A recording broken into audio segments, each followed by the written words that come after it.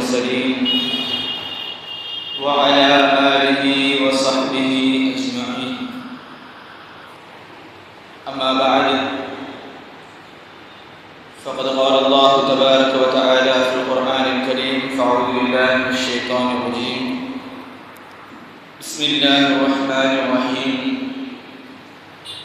إن الله وملائكته يصلون على النبي يا أيها الذين آمنوا صلوا عليه وسلموا تسليما.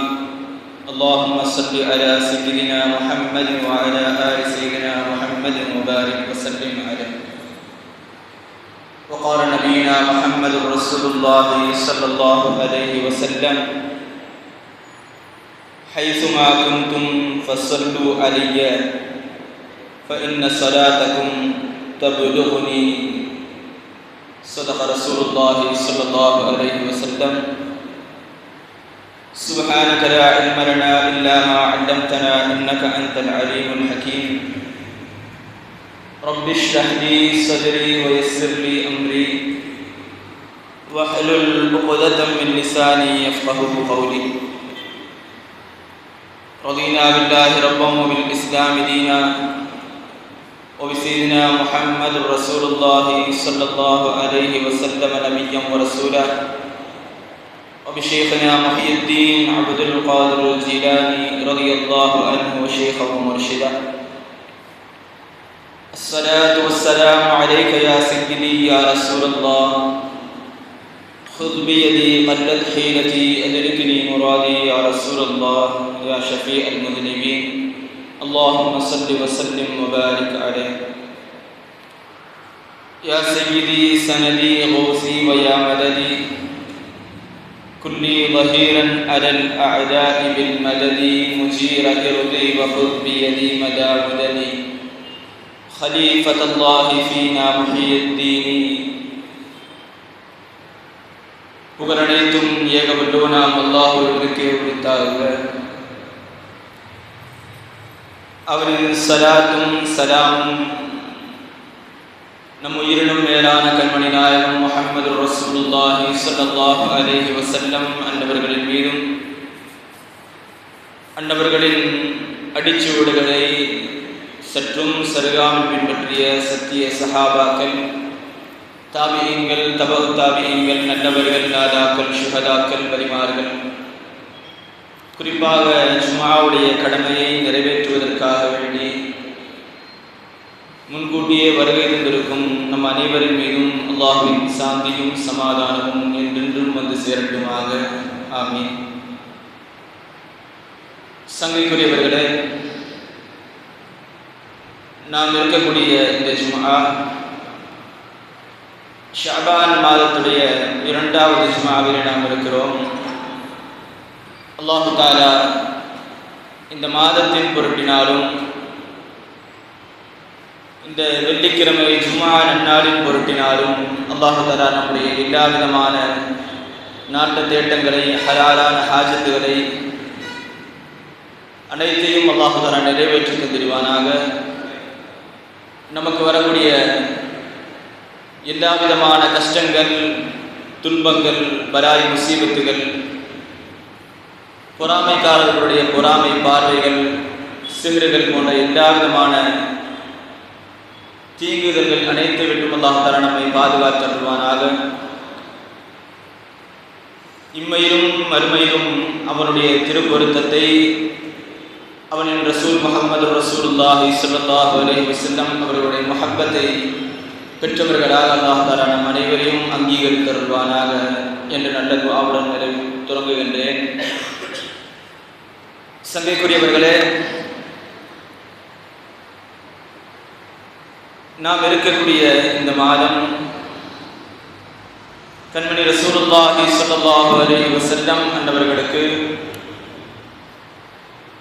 அவர்களுடைய அனைத்தை விடவும் பிரியமாக இருந்த அவர்களுடைய உம்மத்துமார்கள், அந்த உம்மத்துமார்களுக்கென்று மிகப்பெரிய 2 பொக்கிஷங்கள் கொடுக்கப்பட்ட மாதம். ஒன்று, இந்த உம்மத்துடைய ஈடேற்றத்திற்காக அடிப்படை காரணமாக இருக்கக்கூடிய எல்லா பிரச்சனைகளுக்கும் இந்த உம்மத்திற்கு தீர்வு தரக்கூடிய ஸலவாத்தை அல்லாஹ் தஆலா இந்த மாதத்தில் தான் இறக்கினார். அதே போன்று நாளை மறுமையில் ஒருவர் விடாமல் அனைவரையும் கண்மணி ரசூலுல்லாஹி ஸல்லல்லாஹு அலைஹி வஸல்லம் அவர்கள் கரை சேர்க்கக்கூடிய ஷஃபாஅத்தையும் அல்லாஹ் தஆலா இந்த மாதத்தில் தான் வெளிப்படையாக ஷஃபாஅத்தை அல்லாஹ் தஆலா அறிவித்தார். இந்த இரண்டும் பெற்ற இந்த மாதத்தை கண்மணி ரசூலுல்லாஹி ஸல்லல்லாஹு அலைஹி வஸல்லம் அவர்கள் இதன் காரணமாகவே இது என்னுடைய மாதம் என்பதாக ரசூலுல்லாஹி ஸல்லல்லாஹு அலைஹி வஸல்லம் சொன்னார். அதே நேரத்தில் இந்த ஸலவாத் நமக்கு கொடுக்கப்பட்ட அந்த சூழ்நிலையை நாம் சற்று யோசித்து பார்ப்போமேயானால், இன்னல்லாஹ வ மலாயிகதஹு யுஸல்லூன அலன் நபி யா அய்யுஹல்லதீன ஆமனூ ஸல்லூ அலைஹி வ ஸல்லிமூ தஸ்லீமா அல்லாஹும்ம ஸல்லி அலா ஸய்யிதினா முஹம்மதின் வ அலா ஆலி ஸய்யிதினா முஹம்மதின் வ பாரிக் வ ஸல்லிம் அலைஹி. மேல் சொன்ன இந்த ஆயத் எந்த இடத்தில் ஓதப்பட்டாலும் அடுத்தது ஸலவாத் சொல்ல வேண்டும். ஒருவேளை இந்த ஆயத்தை ஓதிவிட்டு ஸலவாத்தை சொல்லாமல் விட்டால் என்ன நடக்கும் என்றால், நுஸஹத்துல் மஜாலிஸ் என்கிற கிதாபில் பதிவு செய்யப்பட்டிருக்கிற ஒரு செய்தி, யமன் தேசத்துடைய ஒரு ஹதீப் குத்பாவுடைய பிரசங்கத்தை நிகழ்த்தி கொண்டிருக்கும் பொழுது இந்த ஆயத்தை ஓதுகிறார். இன்னல்லாஹ வ மலாயிகதஹு யுஸல்லூன அலன் நபி என்று மட்டும் சொல்லிவிட்டு இலா ஆகிரில் ஆயா, இந்த ஆயத்துடைய கடைசி வரை என்று சொல்லி முடித்து விட்டார். ஸலவாத்தும் சொல்லவில்லை, ஒன்றும் சொல்லவில்லை. அவருடைய முடிவை பற்றிய கிதாபுகளில் எழுதுகிறார்கள், அவர் என்னென்னவெல்லாம் கற்று வைத்திருந்தாரோ அவை அனைத்தும் மறக்கடிக்கப்பட்டது.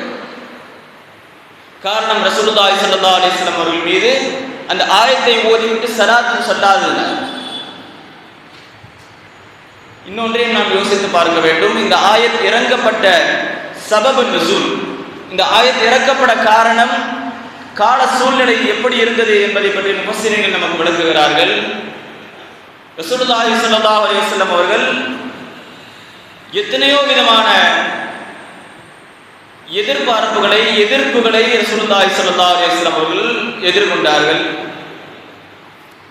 ஒருவரை எதிர்ப்பதானால் மனிதர்களிடத்தில் 3 விதமான எதிர்ப்புகள் வரும். 3 விதமான எதிர்ப்புகள். அதில் முதல் எதிர்ப்பு என்னவென்றால், அவருடைய கொள்கையை குறை சொல்லி பேசுவது. அவர் ஏதாவது சொல்ல வருகிறார் என்றால் அதை எதிர்த்து பேசுவது. இரண்டாவது எதிர்ப்பு, அந்த கொள்கையை எதிர்க்க முடியாத பொழுது, எதிர்க்க திராணி இல்லாத பொழுது சண்டையில் ஈடுபடுவது, ஆயுதங்களால் அவர்களை தாக்குவது, வாய் சொல்லால் வெல்ல முடியவில்லை என்றால் போர் தொடுப்பது. மூன்றாவது விதமான ஒரு தாக்குதல் உண்டு. மேல் சொன்ன அந்த ரெண்டும் பேசி ஜெயிக்க முடியல அல்லது சண்டை போட்டு ஜெயிக்க முடியலன்னா எதிரி மூன்றாவதாக ஒரு ஆயுதத்தை கையில் எடுப்பான். அது என்னவென்றால், தன்னுடைய மானம் சம்பந்தப்பட்ட விஷயத்தில் ஒரு மனிதனுடைய பர்சனல், அவர்களுக்கு இருக்கிற சுயத்தில் அவர்கள் கை வைப்பார்கள். இந்த 3 விஷயமும் கண்மணி ரசூலுல்லாஹி ஸல்லல்லாஹு அலைஹி வஸல்லம் அவருடைய வாழ்க்கையில் நடந்தது. 3ஐயும் எதிர்கொண்டார்கள் ரசூலுல்லாஹி ஸல்லல்லாஹு அலைஹி வஸல்லம். முதல் விஷயம், அவர்களுக்கு நுபுவத் வெளிப்பட்ட பொழுது, லா இலாஹ இல்லல்லாஹ் என்கிற விஷயத்தை சொல்ல வரும் பொழுது, அங்கு இருந்தவர்கள் மக்கத்து காஃபிர்கள் எல்லாம் என்ன சொன்னார்கள் என்றால், உலகத்தில் எத்தனையோ விஷயங்கள் நடக்கிறது, அவ்வளவு விஷயங்களையும் ஒரே ஆள் கையாள்வதற்கு சாத்தியமில்லை, அதற்கென்று ஒரு ஆள் தேவை என்பதாக அபூஜஹல் போன்றவர்கள் எல்லாம் முறையிட்டார். ஒருவன் தான் இறைவன் என்றால் அனைத்தையும் பார்க்க முடியாது, அதை பார்ப்பதற்கு பல பேர் வேண்டும், அதுதான் நாங்கள் வணங்கக்கூடிய விக்கிரகங்கள், சிலைகள் என்றார்கள் காஃபிர்கள். அதை எதிர்கொண்டார்கள் ரசூலுல்லாஹி ஸல்லல்லாஹு அலைஹி வஸல்லம். தன்னுடைய மக்காவுடைய வாழ்க்கை முழுவதும் ஓரிரை கொள்கையை திருப்பி திருப்பி திருப்பி போராடினார். இது முடிந்த பிறகு ரசூலுல்லாஹி ஸல்லல்லாஹு அலைஹி வஸல்லம் அவர்கள் மதீனாவுக்கு ஹிஜ்ரத் செய்த பொழுது, அங்கிருந்து அதையும் பொறுத்து கொள்ள முடியாத காஃபிர்கள் மக்கத்து முஷ்ரிக்கீன்கள் போர் தொடுத்து வந்தாங்க.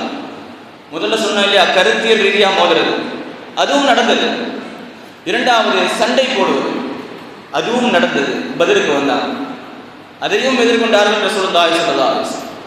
இந்த இரண்டிலும் வெற்றி பெற்ற ரசூலுல்லாஹி ஸல்லல்லாஹு அலைஹி வஸல்லம் அவர்களை மூன்றாவது விதமாக தாக்கினார்கள், அவருடைய சுய விஷயங்கள். உதாரணத்திற்கு சொல்ல வேண்டும் என்றால், ஆண் வாரிசு இல்லாதவர் என்று பேசினார். ரசூலுல்லாஹி ஸல்லல்லாஹு அலைஹி வஸல்லம் அவர்கள் கடைசியாக இருந்தது ஃபாத்திமா ரலியல்லாஹு அன்ஹா மட்டும்தான். இதை வைத்து குறை பேசினார்கள், அதையும் பொறுத்துக் கொண்டார்கள் ரசூலுல்லாஹி ஸல்லல்லாஹு அலைஹி வஸல்லம். இரண்டாவதாக, இவர்கள் 11 திருமணங்கள் முடித்திருக்கிறார்கள். ஆனால் 2 மனைவிகள் மட்டுமே குழந்தை பெற்றிருக்கிறார்கள், மற்ற 9 மனைவிகளுக்கு குழந்தை என்ன பேசினார், அதையும் பொறுத்துக் கொண்டார்கள் ரசூலுல்லாஹி ஸல்லல்லாஹு அலைஹி வஸல்லம். மூன்றாவது விஷயம், இவர்கள் போர் தொடுத்து அவர்களுக்கு கனிமத்தாக வரக்கூடிய கொள்ளை பொருட்கள், அதில் 5இல் ஒரு பங்கு ரசூலுல்லாஹி ஸல்லல்லாஹு அலைஹி வஸல்லம் அவர்களுக்கு கொடுக்க வேண்டும். இது குர்ஆனுடைய கட்டளை.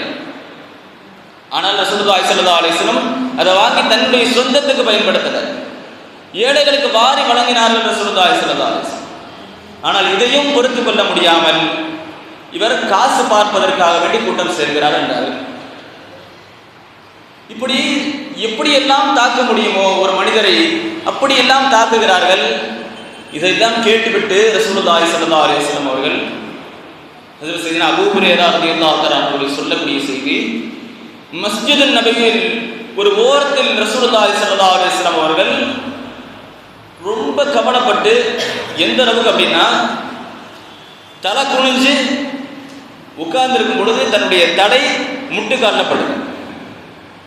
இப்போ எந்த அளவுக்கு சோகத்தில் இருப்பான், உட்கார்ந்து இருக்கிறாங்க. நான் பக்கத்தில் போனேன், வருவதை தெரிந்து கொண்ட ரசூலுல்லாஹி ஸல்லல்லாஹு அலைஹி வஸல்லம் தலையை உயர்த்தினாங்க. அப்படி உயர்த்தும் போது நான் பார்த்தேன், ரசூலுல்லாஹி ஸல்லல்லாஹு அலைஹி வஸல்லம் அவருடைய கண்ணீர் தன்னுடைய தாடியிலிருந்து ஒழுகி கொண்டிருந்தது. ஒவ்வொரு சொட்டு சொட்டாக விடுகிறது. தாடி நினையக்கூடிய அளவிற்கு ரசூலுல்லாஹி ஸல்லல்லாஹு அலைஹி வஸல்லம் அவர்கள் அழுகிறார்கள். இதை பார்த்த நான், யா ரசூலல்லாஹ் என்ன நடந்தது என்று நான் கேட்டேன். அப்பொழுது சொன்னார்கள் ரசூலுல்லாஹி ஸல்லல்லாஹு அலைஹி வஸல்லம், அபூ ஹுரைரா, நான் இறைவனை பற்றி பேசுவதற்கு முன்னால் வரை என்னை சாதிக், அமீன், உண்மையாளன், நம்பிக்கைக்குரியவன் என்றார்கள். ஆனால் இப்பொழுது என்னுடைய குடும்பத்தை எல்லாம் எடுத்து பேசிக் கொண்டிருக்கிறார்கள். சாதாரண ஒரு மனுஷன், அவனுடைய கண்ணியம் அவனுடைய குடும்பத்தில் இருக்குது. அந்த குடும்பத்தை பற்றி பேசினால் எந்த ஒரு மனிதனும் பொறுத்து கொள்ள மாட்டான். அது அவனுடைய மான பிரச்சனை. சாதாரண ஒரு ஆளை பொறுத்து கொள்ள மாட்டான் அப்படின்னு இருக்கும் பொழுது, கண்ணியத்திலும் ஆக கண்ணியமாக ரசூலுல்லாஹி ஸல்லல்லாஹு அலைஹி வஸல்லம் அவர்களை அல்லாஹ் தஆலா தந்திருக்கிறான். அவ்வளவு கண்ணியத்திற்கும் உயர்விற்கும் சொந்தக்காரர் ரசூலுல்லாஹி ஸல்லல்லாஹு அலைஹி வஸல்லம் எப்படி பொறுத்துக்குவாங்க? அழுகிறான். இந்த வார்த்தையை சொல்லிக்கிட்டே இருக்கும் பொழுது உடனே ஜிப்ராயில் அலைஹிஸ்ஸலாம், இந்த வார்த்தையை கூட முடிக்கல, ஜிப்ராயில் அலைஹிஸ்ஸலாம் வந்துட்டாங்க. வந்து சொன்னாங்க, இன்னல்லாஹ வ மலாயிகத்தஹு யுஸல்லூன அலன் நபி. யா ரசூலல்லாஹ், நிச்சயமாக அல்லாஹ்வும் வ மலாயிகத்தஹு, அவனுடைய மலக்குமார்களும் உங்கள் மீது ஸலவாத் சொல்கிறார்கள். இன்னல்லாஹ வ மலாயிகத்தஹு யுஸல்லூன அலன் நபி. இந்த வார்த்தையை கவனிக்கணும். அதற்கு முன்னால் ஒரு விஷயம், இந்த உலகத்தில் வாழக்கூடிய இந்த நன்றி கெட்ட சமூகம் உங்களை எப்படி பேசினாலும் பரவாயில்லை, உங்களுடைய ரப்பு உங்களை புகழ்கிறார். அவனுடைய பரிசுத்த படைப்புகள், மலக்குமார்கள் உங்களை புகழ்கிறார்கள், ஸலவாத் சொல்கிறார்கள். இவர்கள் பேசுவதை நீங்கள் கண்டுகொள்ளாதீர்கள். உங்களை நம்பிக்கை கொண்டு இருக்கக்கூடிய ஈமான் கொண்ட முஃமின்களை பார்த்து சொல்லுங்கள், யா அய்யுஹல்லதீன ஆமனூ ஸல்லு அலைஹி வ ஸல்லிமு தஸ்லீமா. அந்த நபியின் மீது ஸலவாத்தும் ஸலாமும், ஸலவாத்து சொல்றது பிரச்சனை இல்லை, ஸலாம் சொல்லக்கூடாது அப்படின்னு சொல்றவங்க நிறைய பேர் இருக்கிறாங்க. அஸ்ஸலாத்து வஸ்ஸலாமு அலைக்க யா ரசூலல்லாஹ் என்றால் பல பேருக்கு பிடிக்கிறது இல்லை. யாருக்கு சலாம் சொல்றீங்க அப்படி? இந்த இரண்டையும் செய்ய சொல்லுகிறான் அல்லாஹ். ஸலவாத்தும் சொல்ல வேண்டும், ஸலாமும் சொல்ல வேண்டும், அல்லாஹ்வுடைய கட்டளை. இந்த ஆயத்தில் நாம் ஆரம்பத்தில் குறிப்பிட்டிருந்தோம், அன் நபி என்கிற வார்த்தையை பயன்படுத்துகிறோம். அலன் நபி, அலர் ரசூல் இல்லை, அலா முஹம்மது இல்லை. சொல்ல போனால் மேலே சொன்ன இந்த ரெண்டு வார்த்தை, ரசூல் என்பது நபியை விட உயர்ந்தவங்க, முஹம்மது என்ற பெயர் சொல்லி சொல்வது ஆக சிறப்பு. ஒரு ஆளை பார்த்து இந்த ஊரில் ஒருத்தர் இருப்பார், ஊர் தலைவர் அப்படின்னு சொல்றதுக்கு விட இவருடைய பெயரை குறிப்பிட்டு இந்த மனிதர்கிட்ட போயிட்டு வாங்க அப்படின்னு சொல்றது எவ்வளவு சிறப்பு. நபியின் மீது ஸலவாத்து சொல்லுங்கள் என்று சொல்வதை விட முஹம்மது என்ற பெயரை அல்லாஹ் சொல்வது எவ்வளவு சிறப்பு. ஆனால் அதை சொல்லவில்லை. காரணம் என்ன? முஸ்லிம்கள் எழுதுகிறார்கள், ரிசாலத் ரசூலுல்லாஹி ஸல்லல்லாஹு அலைஹி வஸல்லம் உடைய ரிசாலத் வெளிப்பட்டது அவருடைய 40 வயதில் பிரகடனப்படுத்துகிறார்கள் ரசூலுல்லாஹ். முஹம்மது என்ற பெயர் இந்த உலகத்தில் யாருக்கும் சூட்டப்படவில்லை ரசூலுல்லாஹி ஸல்லல்லாஹு அலைஹி வஸல்லம் அவர்கள் வரும் வரை. ஆனால் இந்த இரண்டும் ஒரு காலத்துக்கு பிறகுதான் ஆரம்பிக்குது. நபி நுபுவத்தை ரசூலுல்லாஹி ஸல்லல்லாஹு அலைஹி வஸல்லம் அவர்கள் எப்படி வாதிட்டார்கள்? கஅப் பின் மாலிக் ரலியல்லாஹு தஆலா அவர்கள் சொல்லுகிறார்கள், நான் ரசூலுல்லாஹி ஸல்லல்லாஹு அலைஹி வஸல்லம் இடத்துல கேட்டேன், யா ரசூலுல்லாஹ், நீங்கள் எப்பொழுதிலிருந்து நபியாக இருக்கிறீங்க? நீங்கள் நபியாக வந்து எவ்வளவு காலம் ஆகிறது என்று நான் கேட்டேன். அப்பொழுது ரசூலுல்லாஹி ஸல்லல்லாஹு அலைஹி வஸல்லம் அவர்கள் சொன்னாங்க, குந்து நபியன் வ ஆதமும் பைனல் மாஇ வத்தி. நான் ஆதம் அலைஹிஸ்ஸலாம் அவர்கள் மண்ணும் களிமண்ணும் அதே போன்று தண்ணி இரண்டும் குழைக்கப்படாமல் இருக்கும் பொழுதிலிருந்தே நான் நபியா இருக்கிறேன். ஒருவேளை ரசூல் அப்படின்னு சொல்லியிருந்தா என்ன இருக்கும்?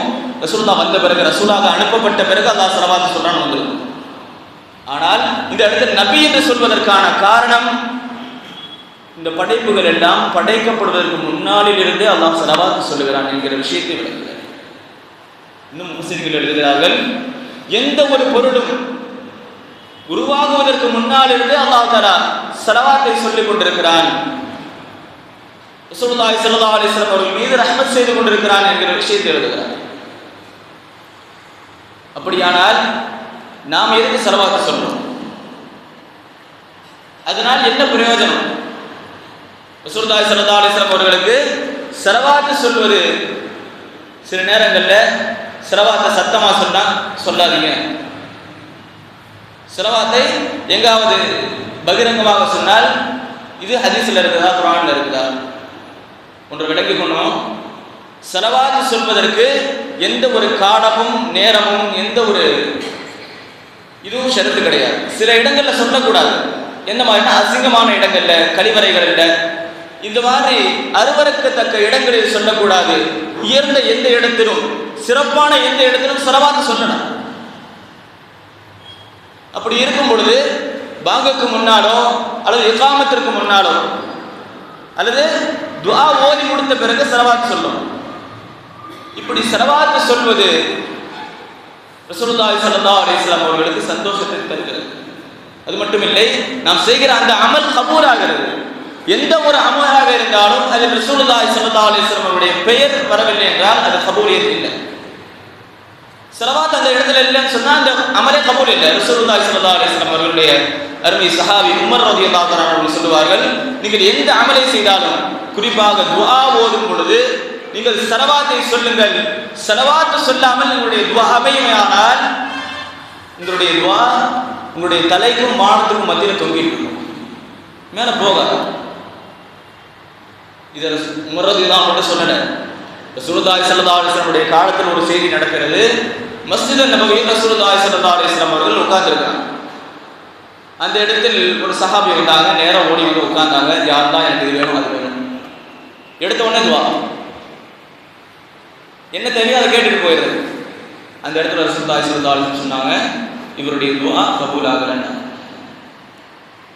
அதே போல் இன்னொரு சஹாபி வந்து உட்கார்ந்தாங்க. வந்தவுடன் அல்லாஹ்வை புகழ்ந்தார்கள். எந்த அளவுக்கு அழகாக புகழ முடியுமோ, அல்லாஹ்வுடைய திக்ரை சொல்ல முடியுமோ அவ்வளவு அழகாக சொன்னாங்க. சொல்லி முடிச்சுட்டு ரசூலுல்லாஹி ஸல்லல்லாஹு அலைஹி வஸல்லம் போய் ஸலவாத் சொல்றாங்க.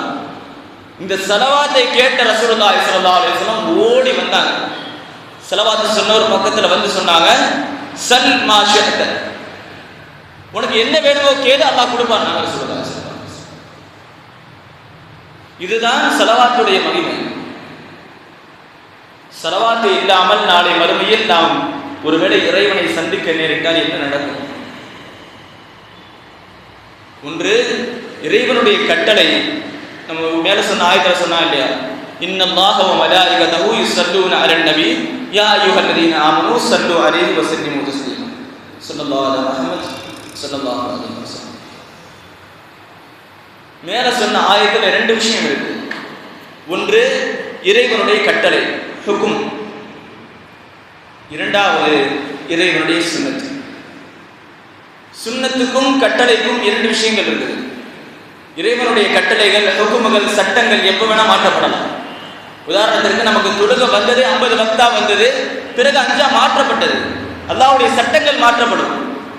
ரசூலுல்லாஹி ஸல்லல்லாஹு அலைஹி வஸல்லம் அவர்கள் மக்காவில் இருக்கும் பொழுது இறக்கப்பட்ட வசனம் குல் யா அய்யுஹல் காஃபிரூன் லா அஅபுது மா தஅபுதுன்.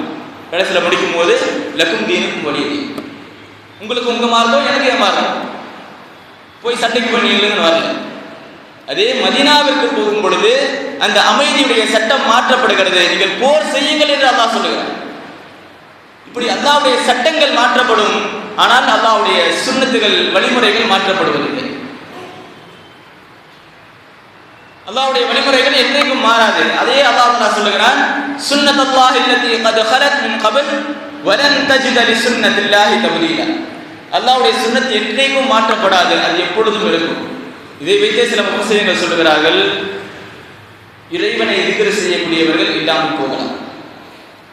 உலகம் அழிஞ்சிருச்சுன்னா அல்லாஹ் சொல்ல வார்த்தை குல்லு மன் அலைஹா ஃபான், உலகத்தில் இருக்கும் அனைத்தும் அழிந்து போகும். வயப்கா வஜ்ஹு ரப்பிக துல் ஜலாலி வல் இக்ராம், அல்லாஹ்வை தவிர அல்லாஹ் மட்டுமே தரப்பட்டு இருப்பான். அப்படியானால் அல்லாஹ் மட்டும் இருக்கும் பொழுது அல்லாஹ்வை திக்ர் செய்யக்கூடியவர்கள் எங்க இருக்கிறாங்க? இல்லை.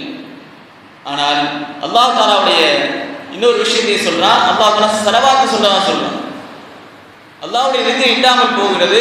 ஆனால் ரசூலுல்லாஹி ஸல்லல்லாஹு அலைஹி வஸல்லம் அவருடைய ஸலவாத் அல்லாஹ் இருப்பதன் மூலம் தரிபட்டு கொண்டிருக்கிறது என்பதாக முஃபஸ்ஸிரீன்கள் எழுதுகிறார். ஆக இந்த ஸலவாத்திற்கு என்ன தன்மைகள் இருக்கிறது, இதனால் நம்ம என்ன பிரயோஜனம் அடைய முடியும், எதற்கு அல்லாஹ் தஆலா இந்த ஸலவாத்தை சுன்னத்தாக நமக்கு கொடுத்திருக்கிறான்? நம்ம ஆரம்பத்தில் சொன்னது அருட்கொடை என்று சொன்னோம். சமீபத்தில் நடந்த ஒரு செய்தி, ஜோர்டான் அரபு நாடுகளில் இருக்கிற ஜோர்டான் பகுதியில் ஒரு இமாம், அந்த இமாமுக்கு ஏற்பட்ட ஒரு செய்தியை பத்திரிகைகளில் பேட்டியாக அவர் கொடுக்கிறார். அவருக்கு ஹார்ட்ல ஒரு அடப்பு இருக்குது. தொழுகை வைக்கிறாரு, தொழுகை வச்சு முடிச்சுட்டு உடம்பு சரியில்லாமல் போகுது. நேரம் ஹாஸ்பிட்டல் கூப்பிட்டு போறாங்க, செக் பண்ணி பார்க்குறாங்க, ஹார்ட்ல அடப்பு இருக்குது. வந்த உடனே ஒரு ஸ்கேன் பண்றாங்க. ஸ்கேன் பண்ணி பார்க்கும்போது ஹார்ட்ல அடப்பு இருக்கிறது தெரியுது. அங்கிருந்த உள்ளூர் டாக்டர்கள்லாம் பேசுறாங்க. இவருக்கு என்ன செய்யறது, எப்படி சிகிச்சை செய்யறதுன்னு பேசிட்டு இருக்கிறாங்க. ஒரு பதில் கிடைக்கல. அடுத்து கொஞ்ச நேரம் கழிச்சு வெளியூர்களில் இருந்தெல்லாம் டாக்டர்கள் வர்றாங்க. அவர்கள் சொல்லுகிறார்கள், வெளியூர்ல இருந்தெல்லாம் டாக்டர் வந்தாங்க. வந்து என்னுடைய உடல்நிலையை பார்த்து விட்டு இவருக்கு ஆப்ரேஷன் பண்ணாதான் கரெக்டா இருக்கும் அப்படின்னு சொல்லிட்டு போயிட்டாங்க. கொஞ்ச நேரம் கழிச்சு போயிட்டு திருப்பி வர்றாங்க. வந்து மறுபடியும் ஆப்ரேஷன் பண்றதுக்கு முன்னாடி ஒரு ஸ்கேன் எடுக்கிறாங்க. என்ன ஒரு ஆச்சரியம் என்றால், அந்த அடைப்பு இருந்த இடம் தெரியாமல் போய் அவரிடத்துல கேட்கப்பட்டது, இப்படி இது சாத்தியம்?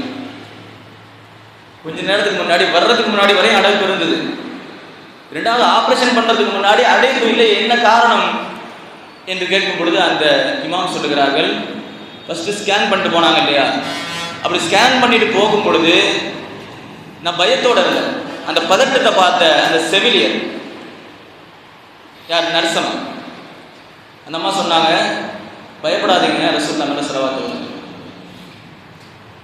எனக்கு ஸலவாத்தை அந்த அம்மா ஞாபகப்படுத்தினாங்க. அந்த ஸலவாத்தை ஞாபகப்படுத்தினால் நான் ஓதிட்டே இருந்தேன். ரசூலுல்லாஹி ஸல்லல்லாஹு அலைஹி வஸல்லம் ஸலவாத்துடைய பரக்கத்தை கொண்டு அல்லாஹ் தஆலா எனக்கு ஷிஃபா கொடுத்தான்னு சொன்னாங்க.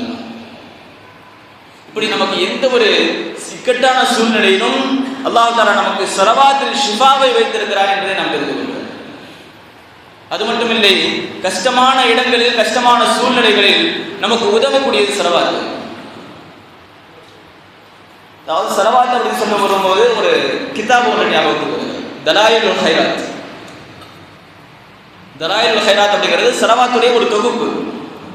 அதை எழுதியவர்கள் முஹம்மது பின் சுலைமான் அல் ஜஸூரி ரஹ்மத்துல்லாஹ். அவர்களிடத்துல கேட்கப்பட்டது, நீங்கள் இந்த ஸலவாத்துடைய தொகுப்பை கிதாபை எப்படி எழுதுனீங்க, இது எழுதுறதுக்கு காரணம் என்ன என்று கேட்கும் பொழுது அவர்கள் சொன்னார்கள், நான் ஒரு பயணத்தில் சென்று கொண்டிருக்கும் பொழுது லுஹருடைய வக்து வந்தது. லுஹருடைய வக்து வரும் பொழுது நான் உது செய்வதற்காக வேண்டி தண்ணியை தேடினேன். தண்ணியை தேடி எங்க தேடியும் கிடைக்கல. கடைசியில் ஒரு கிணறு இருந்தது. அந்த கிணத்துல நான் எட்டி பார்த்தேன், தண்ணி அடியில் இருக்குது. அது எடுக்கிறதுக்கான கருவிகள், எனக்கு உதவி செய்யறதுக்கு ஆள் யாருமே இல்லை. பார்த்துட்டு சரி வேற யாராச்சும் இருக்காங்களான்னு பார்க்க போனேன். ஒரு பாறைக்கு மேல் ஒரு சிறுமி, சின்னஞ்சிறு சிறுமி நின்று இருக்கிறாங்க. என்ன பார்த்துட்டு கேட்டாங்க, என்ன தேடிட்டு இருக்கிறீங்க அப்படின்னு. இல்லை, துஹருடைய வக்து வந்துருச்சு, நான் தொழுகணும், இந்த வக்து போயிடுச்சுன்னா நான் ரொம்ப கை சேதப்படுவேன், எனக்கு தண்ணி வேணும், உதவி செய்யறதுக்கு ஆள். ஆனால் இன்றைய சூழ்நிலை, பள்ளிகள் திறந்திருக்கிறது, வந்து உது செஞ்சு தொழுதுட்டு போகிறதுக்கான அனைத்து ஏற்பாடுகள் தாராளமாக இருக்குது. ஆனால் அந்த தொழுகைகளில் இருக்கக்கூடிய பிடிப்பு, அந்த முஹப்பத் யார்ட்டையுமே. இப்போ அந்த இடத்துல அவங்க சொன்னாங்க, எனக்கு தண்ணி வேணும், அதே நான் உதவி தேடுறதுக்கான ஆள் பார்த்துட்டு இருக்கிறேன் அப்படின்னா. பதிலுக்கு அதை சிறுமி சொன்னாங்க, நான் உதவி செய்வா அப்படின்னா. இவங்க பார்க்குறாங்க, பெரிய பெரிய ஆட்கள், நானே பெரிய ஆள், எனக்கே எதுவுமே எடுக்க முடியல, சின்ன பிள்ளை என்ன பண்ணிடுவாங்க அப்படின்னு. ஆனால் சொன்னாங்க, சரி உங்களுக்கு முடிஞ்சா உதவி செய்யுங்க. நேரம் வந்தாங்க கிணத்து பக்கத்தில் வந்து தன்னுடைய உமிழ் நீரை அந்த கிணற்றில் உமிழ்கிறார்கள்.